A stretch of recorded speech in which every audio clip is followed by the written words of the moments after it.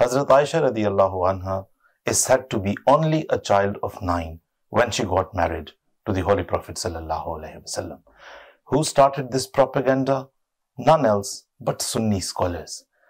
Since Shia scholars emphasize that Ali radiallahu anhu was the only child to have been brought up in the household of the Holy Prophet, Sunnis countered the argument, bending over backwards to prove that Aisha radiallahu anha was only a child when she entered the household of the Holy Prophet sallallahu alaihi wasallam. So the controversy of Hazrat Aisha's age has roots in the Sunni-Shia conflict, and anti-Islam circles have only taken advantage of the situation. It is almost generally agreed that the marriage of the Holy Prophet with Aisha radiallahu anha took place in the 2nd year of Hijrah. Now, actually, how old was Aisha radiallahu anha at the time of her marriage? Well, thorough research proves that she was between the age of 14, 15 to 17 or 18.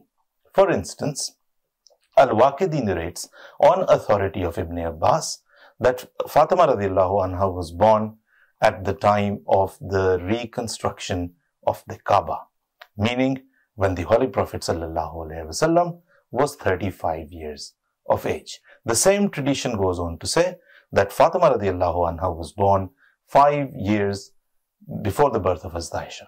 And thus, this tradition suggests that Aisha radiallahu anha was born when the Holy Prophet was 40 years of age. This places her year of birth to be the same as the year of the start of the Holy Prophet's prophetic mission, and hence means that she was 15 at the time of her marriage. Al-Tabari in his Tarikh states that Abu Bakr radiallahu anhu married 2 wives in the time of Jahiliyyah, which means before accepting Islam. The first of these wives, he states, bore him Abdullah and Asma, and the second bore him Aisha and Abdul Rahman.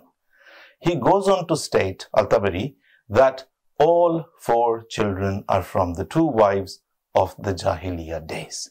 Now, this narration of at-Tabari places Aisha's birth a few years before the year of prophecy and her age at 16 or 17 at the time of marriage. Ibn Hisham, the great biographer of the Prophet ﷺ, states in his Sirah that Aisha radiallahu anha was a little girl when she embraced Islam, when only 18 other people had done so. In this list of 18 people, he mentions Aisha radiallahu anha's elder sister, Asma radiallahu anha. An-Nawawi has referred to this tradition in his book Tahzib al-Asma al-Lughaat, where he also mentions that Asma was 10 years older than Aisha radiallahu anha and was 27 at the time of Hijrah, the migration to Medina.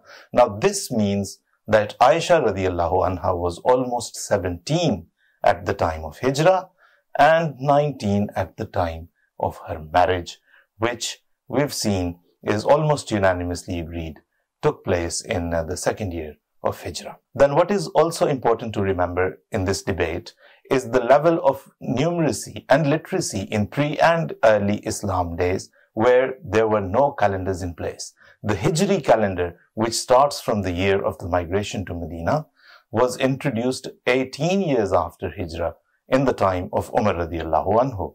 There was no method or procedure of recording births or deaths or marriages as we do today.